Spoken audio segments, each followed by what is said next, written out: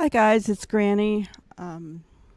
Just started listening and it went so quickly, but I'm gonna replay it for you here really quick for the YNW Millie Burdett. Let's share my screen.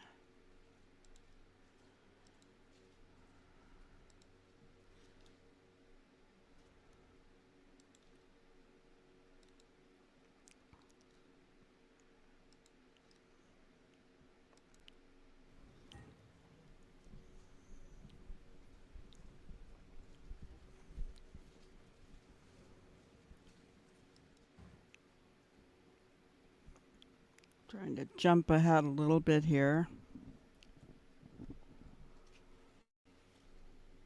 so you get all of it.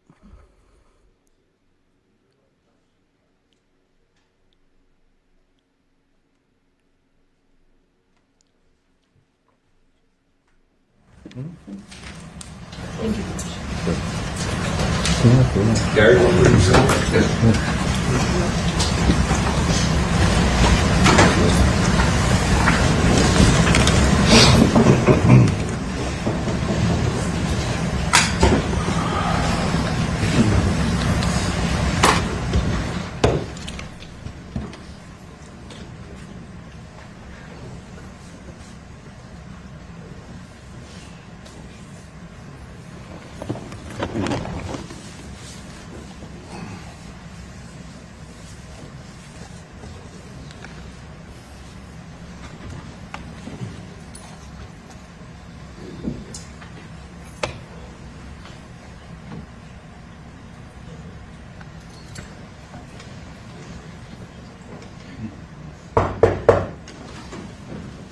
Jurors entering.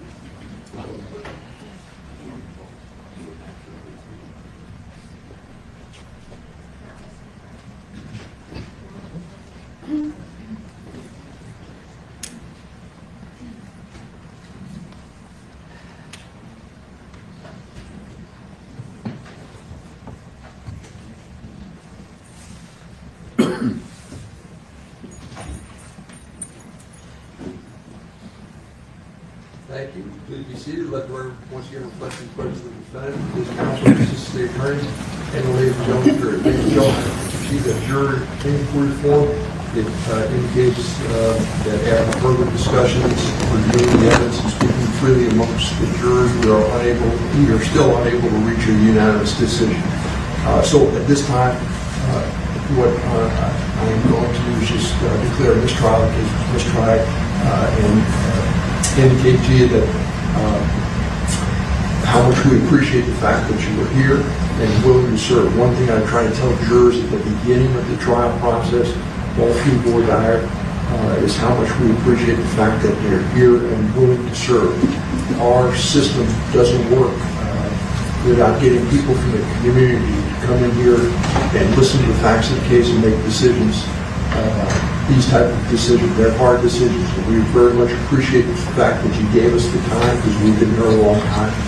We understand that. You gave us some time and you put your best effort to see if you can get to a resolution. Unfortunately, it wasn't able to happen. But I want to thank you again for your time and consideration of the case. I also want to advise you of some very special privileges enjoyed by jurors. No juror can ever be required to talk about the discussions that occurred in the jury room except by court order. For many centuries, our society has relied upon juries for consideration of difficult cases. We have recognized for hundreds of years that a jury's deliberations, discussions, and vote should remain their private affair as long as they wish it. Therefore, the law gives you a unique privilege not to speak about the jury's work. The lawyers and their representatives are not permitted to initiate any communication with you about the trial. However, you may speak with the lawyers or anyone else about the trial. You also have a right to refuse to speak with anyone. A request may come from those who are simply curious or from those who might seek to find fault with you. Then it will be up to you to decide whether to reserve your privacy as a juror or not. And again, I want to thank you very much for your time and attention. It's very much appreciated. You're free to go. All right, score time. Thank you, ladies.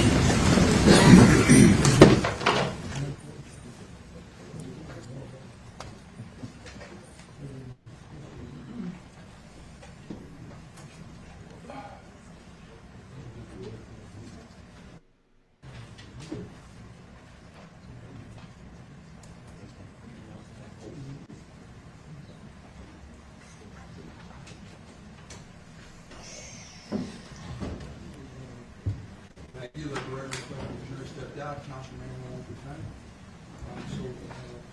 Regarding the exhibits, counsel, how do you want to handle that? We'll take them, Judge. Take an hour or later time. I don't know, you had some exhibits today. Whatever defense exhibits. We'll pack it. All right, so, how do you want to address this now, counsel? And you set a scheduling date, and pick, we should start within 90 days, unless you're going to start to waive that. We're not prepared to make that decision right now.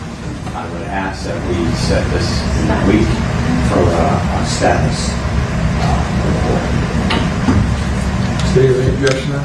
No, you're right. So why don't we put it on the docket for next Friday? Just check to make sure we're all available. You said you. Thereabouts. It's not a problem. That's the 28th. Is that good? Is that good? That's good for any? I know at least Mr. Allison will be here, so that's good enough. Is that good? Yes. You're already around 28, so. Is that okay? I'll be your judge. Yes. We're all good? Yes, sir. All right, so let's see you back the 28th. All right, so you give them a notice? Yes, sir. Thank you. Appreciate it all. Thank you, Your Honor. Not a bunch, yeah.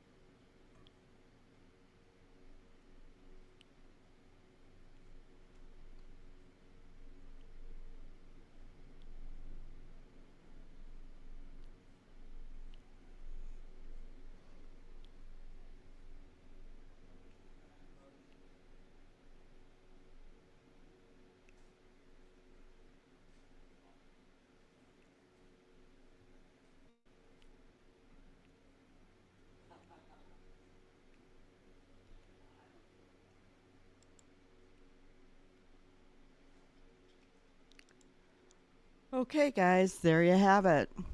Mistrial. I don't know how you feel about this, but it doesn't make me happy. Because what that means is we have to go through the trial all over again. So, not sure when that's going to happen. You know, interesting, but I did want to bring it to you live as I could. Yesterday I jumped on live for a few minutes, but I deleted it because it was just the jury asking for some more information. I will say this. I think the jury really tried to the best of their ability to bring back a verdict. I think they really did try. And the reason that I say that is because yesterday they pretty much said that they were deadlocked. And the judge sent them back and said, you know, I can't force you to do this, but, you know, why don't you have everybody in the jury, one by one, stand up and talk about their weaknesses for the case.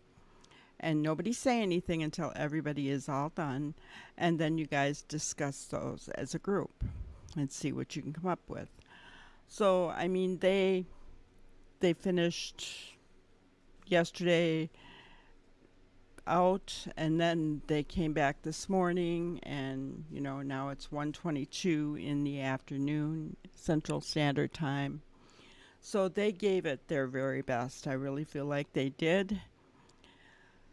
You know, what do you think? Do you think the state presented their case? Do you think the defense put enough holes into the state's case? What are your thoughts? I was leaning toward guilty, I have to say that. And it was mainly because of the trajectory of the bullets and the fact that they placed Melly in the back seat of that car behind the driver. And that they proved, I felt that they had proved that that's where the shots came from. The texts, I think, were also part of that evidence that, you know, made me feel that he's guilty.